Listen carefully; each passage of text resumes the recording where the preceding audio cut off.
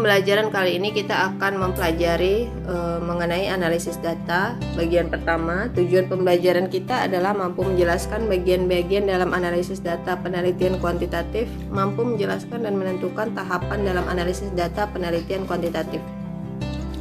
Nah, untuk pengertiannya sendiri, analisis data adalah mengelompokkan data berdasarkan variabel dan jenis responden, mentabulasi data berdasarkan variabel dari seluruh responden, menyajikan data tiap variabel yang diteliti, melakukan perhitungan untuk menguji hipotesis yang telah diajukan.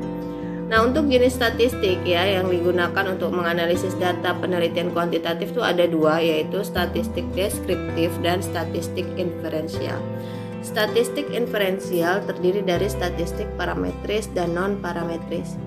Nah, untuk penelitian yang dilakukan pada populasi atau tanpa diambil sampelnya, ini menggunakan statistik deskriptif ya. Jadi statistik ini digunakan peneliti untuk mendeskripsikan data sampel dan tidak membuat kesimpulan yang berlaku untuk populasi di mana sampel diambil.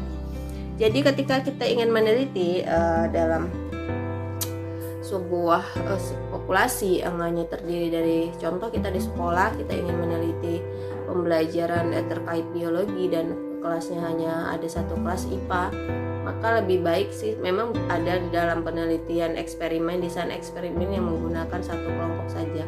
Tetapi itu memiliki kekurangan ya, bisa tetapi memiliki kekurangan karena banyaknya variabel-variabel yang mempengaruhi ya dan sulit dikontrol. Dan kemudian validitas internal ya dalam penelitian menjadi rendah. Karena apa? Kadang-kadang kalau kita ingin melakukan validitas internal ya terkait instrumen, itu lebih baik sih sebenarnya setelah internal kemudian kita melakukan eksternal, supaya apa? Ketika instrumen yang kita gunakan untuk penelitian itu menjadi benar-benar baik. Karena apa? Kalau seandainya di validitaskan pada ahli, contohnya kadang-kadang kurang pas pada saat lapangan gitu. Jadi ketika kita sudah membuat instrumen salah satunya kita validkan, itu lebih baik ya dua-dua itu dilaksanakan internal dan eksternal supaya data yang diambil itu valid gitu. Kemudian ketika kita contoh dalam desain eksperimen mungkin menguji cobakan sesuatu penelitian baik metode atau model ya di dalam satu kelas. Kenapa menggunakan statistik deskriptif? Karena supaya kita mengetahui, karena contoh di dalam sebuah penelitian yang pendidikan itu kan ketika hasil belajarnya diambil kan tidak hanya kognitif tetapi afektif, psikomotor juga diukur. Nah, ketika paling gampang itu adalah afektif ya, karena kalau afektif kan berhubungan dengan sikap pada saat pembelajaran, konsentrasi dan segala macam, mengikuti arahan guru. Kemudian psikomotor tuh melakukan ya apa yang tugas yang diminta oleh guru. Jadi lebih nampak ketika kita menguji cobakan metode model, ada nggak mereka mau bersikap yang bagus, kemudian adakah mereka melakukan kegiatan secara baik dan benar, itu sangat baik daripada kita mengukur kognitif. Kalau kognitif itu kita susah untuk mengontrol variabelnya. Terkadang kalau kita bandingkan di hasil belajar yang lalu ya, bagaimana kok hasil kognitifnya, itu sangat sulit karena kan itu tadi banyak variabel yang mempengaruhi ya, baik motivasi, minat dan segala macam, mood ya dari apalagi diri siswa sendiri banyak. Kemudian jika peneliti ingin membuat kesimpulan, maka gunakan statistik inferensial. Nah, penyajian data statistik deskriptif melalui, yaitu bentuknya itu melalui tabel, grafik, diagram lingkaran, pitogram. Kemudian kita harus menghitung modus, median, mean, kemudian desil, persentil, kemudian melalui perhitungan rata-rata dan standar deviasi. Yang terakhir yaitu perhitungan persentase. Nah, statistik inferensial ya atau dikatakan statistik induktif atau statistik probabilities adalah statistik yang digunakan untuk menganalisis data sampel dan hasilnya itu diberlakukan untuk populasi yang jelas. Teknik sampelnya itu diambil secara random. Nah, ini jadi kalau ketika kita ingin melihat menggunakan statistik inferensial, berarti pada saat kita di lapangan itu sampelnya itu tadi kalau saya bicarakan statistik deskriptif hanya satu kelas IPA-nya, maka ini ada beberapa kelas, maka lebih baik menggunakan statistik inferensial ya kalau kita ingin menguji cobakan pengaruh model A terhadap hasil belajar, maka lebih baik menggunakan statistik inferensial. Kemudian sampelnya itu diambil secara random. Nah, statistik disebut probabilitas karena kesimpulannya memiliki kebenaran ya, bersifat peluang. Peluang di sini dikatakan sebagai apa? Yaitu peluang kesalahan dan kebenaran yang berbentuk persentase ya, prosentase yang sering disebut taraf signifikansi. Kita sering ya mendengar taraf signifikansi. Jadi taraf signifikansi itu merupakan peluang kesalahan dan kebenaran. Contoh, peluang kesalahan 5%, maka taraf kepercayaan 95%. Peluang kesalahan 1%, maka taraf kepercayaan 99%. Jadi taraf signifikansi ini lebih praktis ya, didasarkan pada tabel. Misalnya uji T digunakan tabel T, uji F digunakan tabel F. Jadi ketika kita membandingkan ya bagaimana penelitian kita terkait apakah itu bisa diterima atau tidak, maka kita harus membandingkannya dengan tabel. Jadi kayak ada tabel T, terus T hitung, T tabel, bagaimana lebih besar mana antara T hitung dengan T tabel, R tabel, R hitung, bagaimana mana yang lebih besar. Nah, kemudian signifikansi adalah kemampuan untuk digeneralisasikan dengan kesalahan tertentu. Contoh, ada hubungan signifikan. Jadi ini yang dimaksud dengan kata ada hubungan signifikan itu berarti hubungan itu dapat digeneralisasikan ya. Kemudian ada perbedaan signifikan, berarti perbedaan itu dapat digeneralisasikan. Kenapa bahasa itu dapat digeneralisasikan? Yaitu itu bisa ketika kita melakukan penelitian dari contoh ada beberapa kelas ya di saat kita mau melakukan penelitian kan itu hanya dipakai beberapa saja yang untuk dijadikan data ya, data penelitian. Jadi yang lainnya itu kan tidak dipakai. Nah, maksud dari ada hubungan signifikan dan tidak ada perbedaan signifikan ini artinya ketika data yang tidak kita jadikan sebagai data penelitian atau sampel yang kita tidak jadikan sebagai data penelitian, ketika kita sudah melakukan penelitian berarti itu adalah hasil yang kita dapat itu merupakan hasil akhir. Berarti sampel yang tidak kita jadikan sampel itu juga seperti itu hasilnya gitu.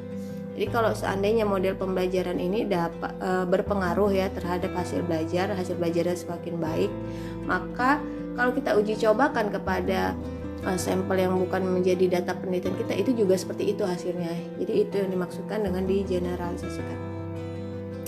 Kemudian statistik parametris dan non parametris itu digunakan dalam statistik inferensial ya. Jadi menggunakan apakah kita menggunakan statistik non parametris atau parametris. Jadi kalau statistik parametrik itu harus memiliki data berdistribusi normal. Dalam penggunaan salah satu tes mengharuskan data dua kelompok itu atau lebih yang diuji harus homogen, dalam regresi harus linear. Jadi ketika kita membuat bab 3 itu ada beberapa uji ya, baik uji validitas ya untuk instrumen penelitian. Kemudian kalau instrumennya sudah bagus, sudah valid, kita baru masuk ke dalam proses penelitian, menguji cobakan model. Kemudian kita sudah dapat datanya, pretest, post-test contohnya. Kemudian kita ujilah itu data-data itu, uji normalitas. Kalau datanya diambil yang kita olah itu ya, yang kita dapat normal, berarti kita bisa lanjutkan ke uji homogen. Kemudian kita lanjutkan ke uji linearitas. Jadi dikatakan kenapa data itu harus normal, artinya data itu bisa mewakili semua sampel yang ada di dalam populasi itu yang bukan dijadikan sebagai sampel tadi yang saya sampaikan sebelumnya gitu. Jadi kalau tidak normal itu tidak bisa digeneralisasikan gitu. Maka ketika data tidak normal, setelah kita hitung-hitung, maka lebih baik menggunakan uji non parametrik. Jadi di sini statistik non parametrik itu disebut juga distribusi bebas ya. Statistik parametrik itu mempunyai kekuatan yang lebih bagus sebenarnya daripada statistik non parametrik ya, karena keakuratannya. Statistik parametrik menganalisis data interval dan rasio. Statistik non parametrik menganalisis data nominal dan ordinal. Maka beberapa penelitian, contoh saya pernah menemani teman saya ya untuk melakukan penelitiannya. Maka di waktu itu tentang pasien ya, di rumah sakit dia mengambil akademi keperawatan, dia menggunakan statistik non parametrik. Kenapa dia menggunakan statistik non parametrik? Karena pertama yang diteliti adalah bukan pasien-pasien yang istilahnya sampelnya juga terbatas satu ya, sampel juga terbatas. Kemudian ketika ketika data didapat, hasilnya didapat kan tidak bisa dalam artian mungkin data penyakit atau kenapa pasien itu mengalami ini, kemudian bukan berarti data yang kita temukan itu bisa digenerasikan kepada semua pasien memiliki kasus yang sama, tidak mungkin gitu. Maka dari itu kalau kita menemukan hal-hal yang demikian, lebih baik menggunakan statistik non parametrik. Walaupun memang kajian dari statistik non parametrik itu lebih rendah ya hasilnya, lebih tidak bagus lah. Sebenarnya memiliki kekuatan itu adalah tadi statistik parametrik. Nah ini adalah contoh tadi. Kalau kalian lupa terkait statistik parametrik menganalisis data interval dan rasio, kemudian non parametrik menganalisis data nominal dan ordinal. Nah ini, jadi kalau yang pertama itu statistik non parametrik, ini bercerita tentang kategori ya, kategori penggolongan. Biasanya berupa usia, merek, produk, status pegawai, status pernikahan. Kemudian ordinal itu tingkat urutan tidak diketahui jaraknya, misalnya ranking, klasmen ya. Kemudian interval itu adalah tingkatan yang jaraknya sama, itu memiliki data berupa ukuran ya, temperatur dan segala macam. Kemudian kalau rasio itu tingkatannya jaraknya sama juga. Jadi contoh konsumsi bahan bakar berapa, kemudian jarak ke suatu tempat. Nah nih, jadi bisa dibandingkan ya, bisa dilihat perbedaan antara data-data ya statistik non parametrik dengan parametrik sendiri. Nah mungkin itu saja yang dapat saya jelaskan, kurang lebihnya saya minta maaf ya. Jika ada yang dipertanyakan silakan tulis di kolom komentar. Jika tidak ada, terima kasih atas perhatian teman-teman semua terkait pembelajaran pertama analisis data di bagian pertama ini.